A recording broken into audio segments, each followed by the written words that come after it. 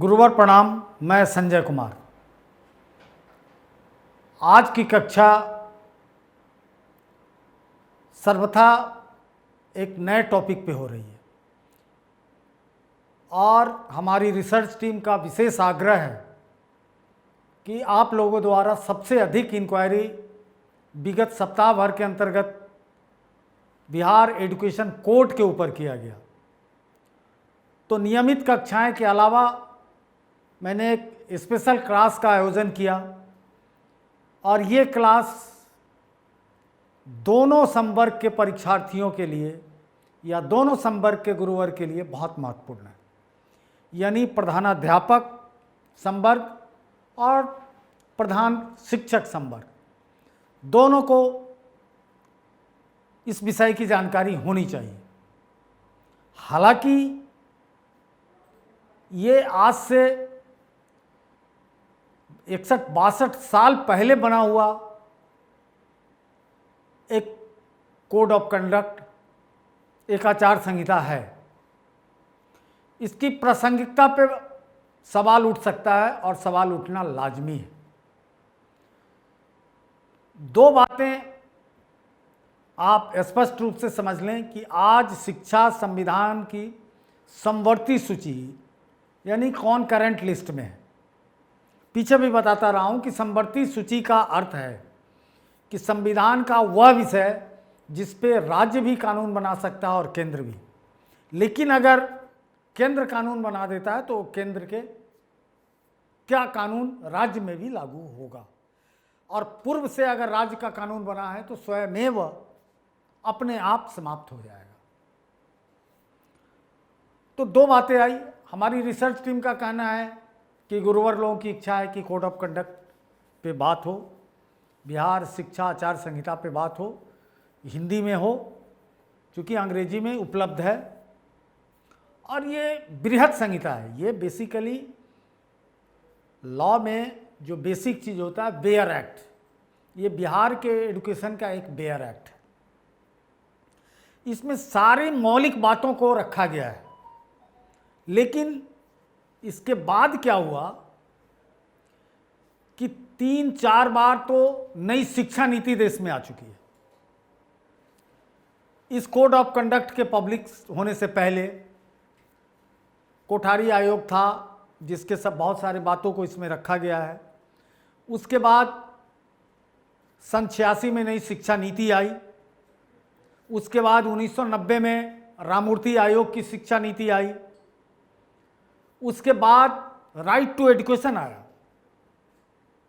और right to education 2009 जो 2010 से प्रभावी हुआ, और आज 2021 में नई शिक्षा नीति 2020 लागू हो चुकी है। हालांकि अभी क्रमशः है लेकिन पूर्णतः अगले साल तक लागू हो जाएगी। कोरोना महामारी के चलते ये पूर्णतः लागू नहीं हो सकी। तो कोई भी नीति सबके संदर्भ में लागू होगी। बहुत सारी उस नीति में बातें हैं राइट टू एजुकेशन में जो इनकी बातों से विरोधाभास उत्पन्न करता है। तो वहाँ पे कंफ्यूज नहीं करना है, राइट टू एजुकेशन की बात होगी। जो बात फिर नई शिक्षा नीति में आ गई उसी की बात होगी। लेकिन फिर भी एक सवाल सहज मन में उठता है कि आखिर कोड ऑफ कंडक्ट जानने की क्या ज़रूरत है। तो बिल्कुल, आप जिस राज्य के इतने बड़े पद पे नियुक्त होने जा रहे हैं तो मूलतः आपको पता होना चाहिए कि मूलभूत दृष्टि उस राज्य की क्या दृष्टि है, उस राज्य का की क्या परिभाषाएं हैं सब चीज़ों को लेकर। हालांकि वो परिभाषाएं किसी संघीय परिभाषा से अलग नहीं है, केंद्रीय परिभाषा से अलग नहीं है। लेकिन एक आचार संहिता इसलिए बना दिया जाता है कि कल को हर कोई चीज़ों को अच्छी तरह समझ ले। चाहे कोई संस्थान चलाना चाहता हो, कोई निजी व्यक्ति स्कूल कॉलेज खोलना चाहता हो, सरकार में कोई प्रधानाध्यापक है, अध्यापक है, बच्चे हैं, तो सबको पता होना चाहिए। तो ये बिहार के शिक्षा का एक बृहत संविधान है जिस तरह से भारत के संविधान में संशोधन समय समय पे होते हैं, समय की संगत पाके कई चीज़ें अप्रासंगिक हो जाती हैं, उसका रिलेवेंस खत्म हो जाता है। तो उसको प्रासंगिक बनाए रखने के लिए, उसमें निरंतरता बनाए रखने के लिए कि वो स्वयमेव एक्सपायर न कर जाए, उसकी जीवन लीला न समाप्त हो जाए, वो जीवंत रहे, लाइव रहे, वो तभी रहेगा जब उसमें समय समय पे परिमार्जन होगा, शुद्धि होगी और नई नई चीज़ों का समावेश होगा।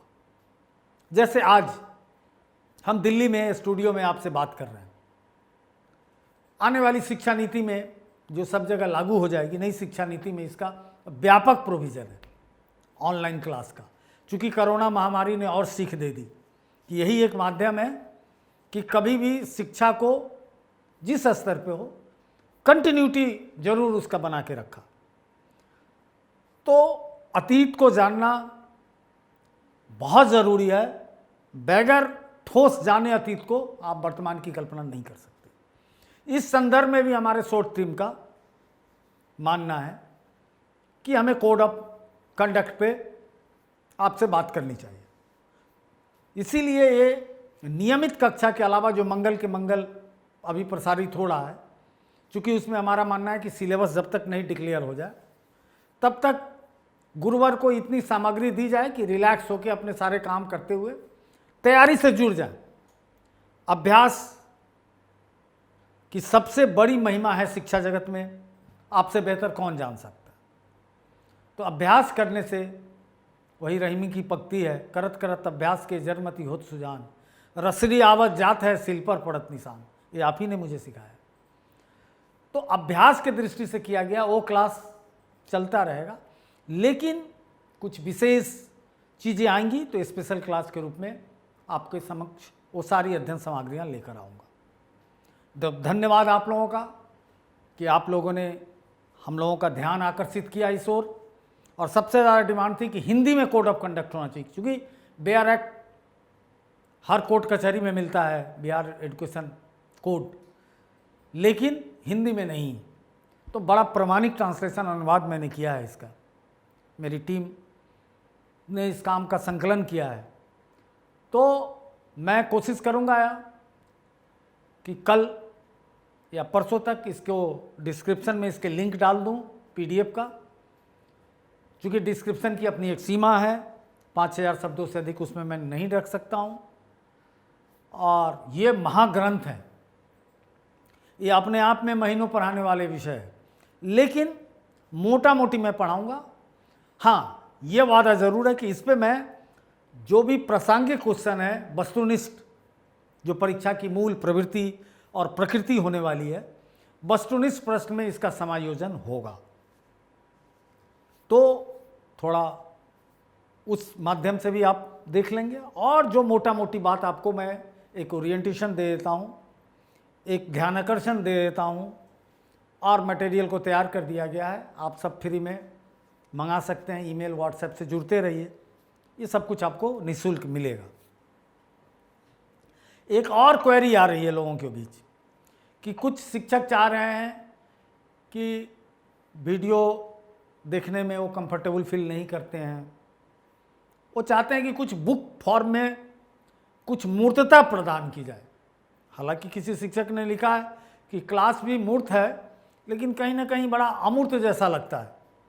तो चूँकि अभ्यास को तो मैं बदल नहीं सकता हूँ, और नई पीढ़ी को पुस्तक मूर्त होते हुए भी अमूर्त लगने लगा है, और ये तो होता है, पीढ़ी की ये लड़ाई है। तो आप लोग चाह रहे हैं, तो मैं भी इस पे विचार कर रहा हूँ कि अगर पुस्तक दी जाए तो सिलेबस के बाद दी जाए, और सिलेबस देखकर रिसर्च टीम काम कर रही है। उम्मीद है कि बहुत सस्ते में। और मैं स्ट्रेट फॉरवर्ड क्लासेस परिवार के दूसरी जो संस्था है प्रकाशन जगत की, स्ट्रेट फॉरवर्ड पब्लिशर्स, उसके टीम मेंबर से आग्रह किया हूँ कि आप लोग, दोनों कंपनियों के लोग जो रिसर्च में हैं, दोनों संगठन के लोग रिसर्च करें और आपके लिए कुछ तैयार करें, फिर देखा जाएगा। कुछ दूंगा, अगर आपका आग्रह है तो कुछ करूंगा। लेकिन फ़िलहाल मुझे मज़ा आ रहा है आपकी सेवा करने का मुफ्त में, तो आप मुफ्त का आनंद लें। देखते हैं समय के साथ क्या होगा, क्या कर पाता हूँ, लेकिन जो करूँगा अच्छा करूँगा। हाँ, इस पे जो रिलेवेंट चीज़ है उस पे मैं ऑब्जेक्टिव ऑथेंटिक क्वेश्चंस दूंगा, मल्टीपल चॉइस क्वेश्चन 4 ऑप्शन वाले। अब थोड़ा इसको समझिए। अब बिहार एजुकेशन कोड 1961 अध्याय 1 खंड 1 बिहार शिक्षा संहिता, इसमें पहले परिभाषा खंड है। पहले खंड 1 में परिभाषा है। क्या परिभाषा है? तो विभाग का अर्थ क्या है। तो बिहार में विभाग का चार्ज। एक बात जान जाइए, नियमावली की बहुत सारी चीज़ें यहीं से पाराध्वनित हो रही हैं। यही तरीका है बेयर एक्ट लिखने का, नियमावली लिखने का, कि एक एक चीज़ को डिफाइन करना। कुछ भी अनडिफाइन है तो वो व्याख्या का मोहताज हो जाता है। वही मैटर कोर्ट में बड़ा झमेला फैलाता है उसकी व्याख्या को लेकर। तो जितना डिकोड कर दिया जाए, किसी बात को कितना खोल कर लिख दिया जाए, वो उसकी ब्यूटी होती है किसी भी कानून की। तो कोडिफिकेशन जो कानून का है, जो आपको कोडिफिकेशन शब्द आ गया, तो मैं गुरुवर आपका इतिहास का मैं छात्र हूँ, बता दूं कि हम्मुरबी की सभ्यता में, यानी लगभग 400 ईसा पूर्व, सबसे पहले कानून का कोडिफिकेशन उसने किया था हम्मुरबी ने, यानी यूनान की सभ्यता में। तो आज भी हम उस कोडिफिकेशन को करते हैं। हमारे यहाँ भी अशोक ने किया, अकबर ने किया। अशोक के जो शिलान्यास है वो एक तरह से आचार संहिता ही है, और वो डेरियस से प्रभावित था। डेरियस फर्स्ट, जिसका मतलब एक तरह से पहला कब्जा जो आज भारतीय उपमहाद्वीप में, यानी पाकिस्तान के जो कुछ क्षेत्र हैं सिंध पर, डेरियस ने कब्जा किया था। वो लगभग 40-42 देशों का राजा था। आज का पूरा गल्फ कंट्री उसके पास था, बाप बेटा दोनों। दूसरा डेरियस 2 हुआ था। तो डेरियस 1 से ही प्रभावित होकर अशोक ने उस काम को किया था। तो खैर, ये कोर्ट का इतिहास थोड़ा सा बता दिया। आचार संहिता की उत्पत्ति का आज का इतिहास नहीं है। आज अशोक का भी मतलब है 2200 साल पहले उसने भी आचार संहिता को प्रसारित, विज्ञापित किया था, जो आप सब देखते हैं। बिहार में ढेर सारे हैं। तो विभाग का अर्थ देखने में बड़ा छोटा लगता है, तो सीधा है कि यहाँ पे आपके विभाग का क्या मतलब है। तो शिक्षा विभाग, चूँकि शिक्षा से जुड़ा हुआ है, और कोई विभाग नहीं, नियुक्ति विभाग नहीं। विश्वविद्यालय का अर्थ क्या है? तो बिहार राज्य विश्वविद्यालय जो भी हैं। अब उस समय देखिए, पटना विश्वविद्यालय था, पटना में मुख्यालय था। बिहार विश्वविद्यालय मुजफ्फरपुर में मुख्यालय। भागलपुर में, रांची में था। यानी कुल 4 विश्वविद्यालय थे। आज इसकी संख्या भी बढ़ गई और राज्य भी 2 भाग में बढ़ चुका है। आज झारखंड अलग हो चुका है, रांची।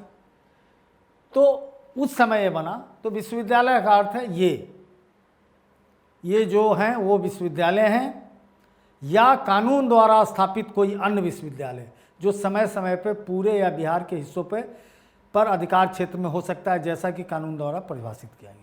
तो ये तो बता दिया गया एज ए एग्जाम्पल कि इतने विश्वविद्यालय, ताकि आप एकदम से समझ पाए। उसके बाद प्रोविज़न क्या है कि कानून द्वारा बिहार के ज्योग्राफी के अन्य स्थानों पे, तो उसी के द्वारा अंत में बनता रहा। अंत में विश्वविद्यालय करते रहें, बनते रहें। उसके बाद है संस्कृत विश्वविद्यालय का अर्थ है कामेश्वर सिंह दरभंगा संस्कृत विद्यालय, 1960 के अधिनियम 6 के तहत कानून द्वारा स्थापित किया गया। आपने देखा आचार संहिता में भी है कि जो यहाँ से डिग्री लिए हुए वो भी वैलिड है। तो बिहार का इकलौता संस्कृत विश्वविद्यालय कामेश्वर सिंह दरभंगा संस्कृत विश्वविद्यालय, जो 1960 में, यानी इस कोड ऑफ कंडक्ट के बनने से वर्ष पूर्व, अधिनियम 6 के तहत कानून द्वारा स्थापित हुआ था। एक मान्यता प्राप्त संस्थान का अर्थ है एक कॉलेज, एक महाविद्यालय, स्कूल, मदरसा, शिक्षा विभाग या किसी भी विश्वविद्यालय या संस्कृत द्वारा निर्धारित मान्यता प्राप्त विश्वविद्यालय, माध्यमिक शिक्षा बोर्ड, मदरसा परीक्षा बोर्ड, संस्कृत शिक्षा बोर्ड या कानून या सरकारी आदेश द्वारा विधिवत गठित कोई अन्य बोर्ड जो इन अधिकारियों में से एक या अधिक को संतुष्ट करता हो। ये भी आचार संहिता, आपके भी आचार संहिता में था, यानी नियमावली में ये बात थी कि मान्यता प्राप्त विश्वविद्यालय से डिग्री होनी चाहिए। तो उसका यही मतलब है कि मान्यता प्राप्त मतलब क्या है कि कोई ना कोई वैधिक संस्थान उसको मान्यता देगी कि हाँ भाई, इस स्कूल से आप पढ़ेंगे तो आप बोर्ड परीक्षा दे सकते हैं, आपकी डिग्री वैलिड होगी। इन से बाहर अगर आप कुछ करते हैं तो उसके लिए सरकार जिम्मेवार नहीं है।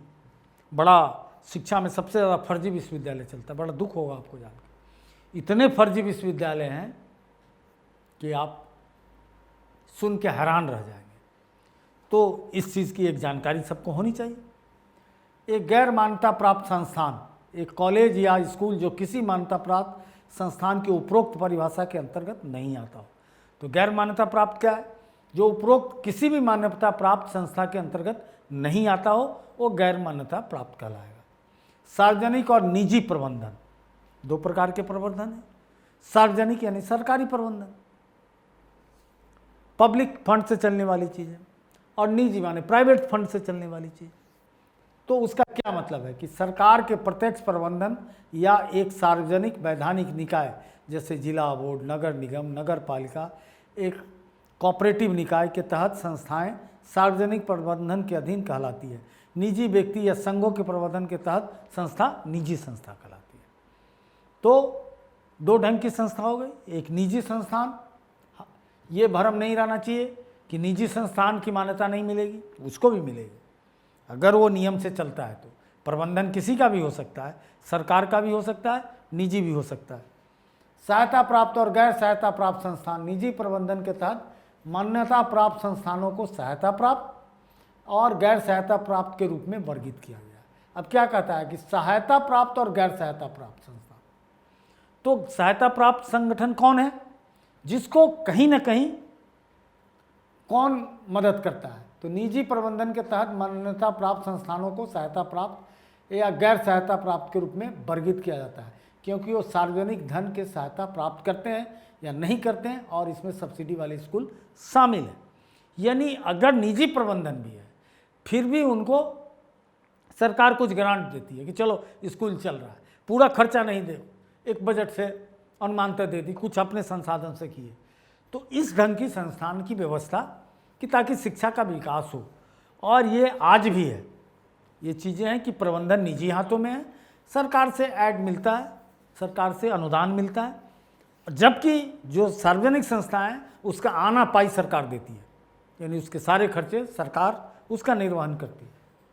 शैक्षणिक संस्थानों का वर्गीकरण, यह संहिता उन मेडिकल कॉलेजों, सरकारी आयुर्वेदिक और तिब्बी कॉलेजों से संबंधित नहीं है जो या तो विश्वविद्यालय या स्वास्थ्य विभाग के नियंत्रण में है, या वेटनरी कॉलेज और कृषि विश्वविद्यालय से संबंधित है जो कृषि और पशुपालन नियंत्रण में है।